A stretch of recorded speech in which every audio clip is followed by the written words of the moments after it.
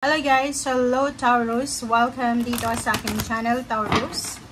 Alamin natin kung anong messages, vibration, gabay, energy para sa lahat ng Taurus. Ito ay general, timeless reading para sa lahat.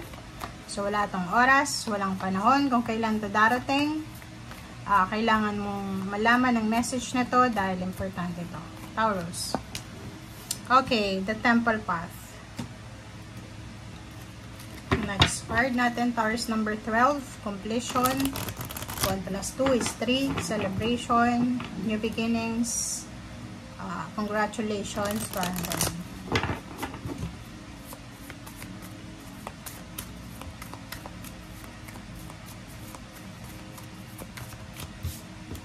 Okay, commitment.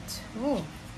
Okay, it's either relationship, it's either Taurus partnership, collaboration, money, career, relationship, intimate, family ties, parang gano'n. So, nakikita ko sa'yo dito na mayroong Taurus na makakapag-desisyon na siguro siyang mag-asawa, makipag-commit, maghanda para sa pagpapakasal, pagbuo ng pamilya, or maghahanda na siya para sa, like for example, retirement, maghahanda na siya para sa kung ano man na future plans niya.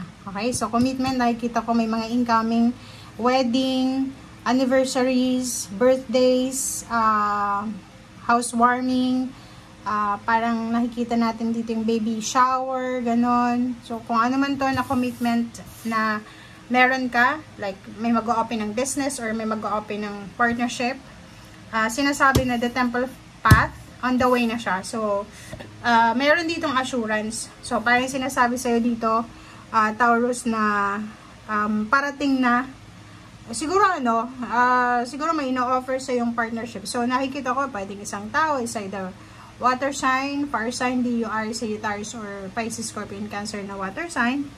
Nag-o-offer sa'yo, Taurus, ng collaboration partnership sa negosyo. Pwedeng mag-invest sa'yo, ikaw yung maging, kumbaga, ikaw yung gagalaw, gagamitin niyo yung pera niya, ikaw yung magmamaniobra ng pera. So, siguro hindi ka masyadong naniniwala.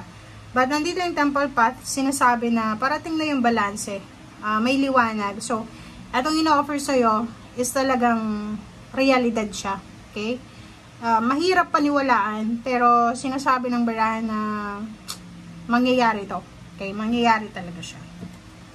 Okay.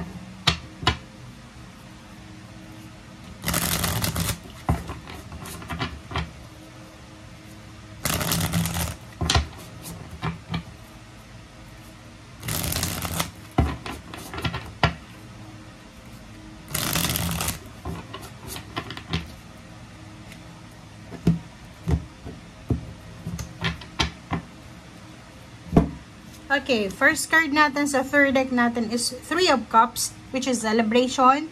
So, may posibleng celebration na magaganap or may isa-celebrate ka. Either celebration, yun nga sabi ko sa'yo, may wedding anniversaries. Maraming rason. Okay? So, sinasabi ng baraha, 3 months from now or 3 years from now, nasa ganito ka ng sitwasyon. Okay? Magsa-celebrate, mag-happy-happy, is joyful moment, parang ganon. Okay, Ace of Wands, nakikita ko na makakaramdam ka ng sobrang happiness, excitement, fulfillment, satisfaction dito. So, nakikita ko yung celebratory energy na to. And, malapit na to eh. Sobrang lapit na siya. Okay? 5 of Pentacles. And, Zero of Fools. So, yun, diba? So, nakikita ko siya dito. Siguro ngayon, habang nanonood ka, meron kang mga financial problems na pinagdadaanan or pwedeng physical health problems. Okay? So, meron kang mga dinaramdam siguro. And yung Zero of Fools, sinasabi sa'yo dito na meron kang chance or pagkakataon na makapagsimula. Okay? So, bibigyan ka ng pagkakataon ng ating universe, ng ating Panginoon, na kumbaga, may sakatuparan kung ano yung ninanais mo, makapagsimula ulit, makarecover, ma-restore kung ano yung nawala sa'yo, mag-claim kung anong nawala sa'yo. So, pwedeng dito sa 5 of Pentacles, marami sa inyo, Taurus, ang nawala ng trabaho, nawala ng negosyo, nawala ng ipon, naubos yung ipon, or pwedeng yung iba, ano lang to, nawalan sila ng interest sa paghahanap buhay. So, Zero the Fool, tapos Ace of Wands, babalik yung excitement mo, babalik yung sigla mo, para sa paghahanap buhay, sa paghahanap ng trabaho, or sa kikitain. Parang ganon. So, nakikita ko siya dito na sunod-sunod siya. Diba? Parang from motivated ka hanggang sa tuloy-tuloy na siya. Okay? So, the Chariot, kung ano man itong sisimulan mo, talagang magdadala to sa'yo ng transformation, ng victory, ng success, ng recognition, ng travel, ng kung ano man na relocation or movement. So, nakikita ko din sa'yo dito na pwedeng may bibili ng sasakyan, magta-travel, lilipat ng bahay, lilipat ng lugar, or nakikita natin dito na mayroon sa inyo na magsisimula talaga ng fresh new beginnings ngayong taong 2025. Okay? Okay, next card is the Moon. Intuition. Sinasabi ko sa'yo dito, merong mga water sign, Pisces, Scorpion, Cancer na connected sa'yo. Tingnan mo. Sinasabi dito sa'yo na it's double confirmation na kailangan mong makinig palagi sa sinasabi na yung intuition. If in case may mga decision making ka, may mga gusto kang gawin, kapain mo yung puso mo, pumikit ka, isipin mo, 5 years from now, magmamatter ba to na decision na to? 5 years from now, ano ba yung makukuha ko dito? 5 years from now, importante ba to? Parang ganun. So, makinig ka sa sinasabi, sa binubulong sa'yo ng iyong intuition, ng iyong instinct, kasi napaka-importante yan. In terms of relationship, if you're single, looking for a relationship, or pwedeng yung iba naman sa inyo is hiwalay, mga hiwalay sa asawa, hiwalay sa kung ano pa man, or yung iba may asawa, relationship, pero hindi siya maganda, nasa stagnant kang relationship. Comment down below, yung mga Taurus na nasa stagnant na relationship, hindi makamove on sa kanilang past, or kung ano pa man.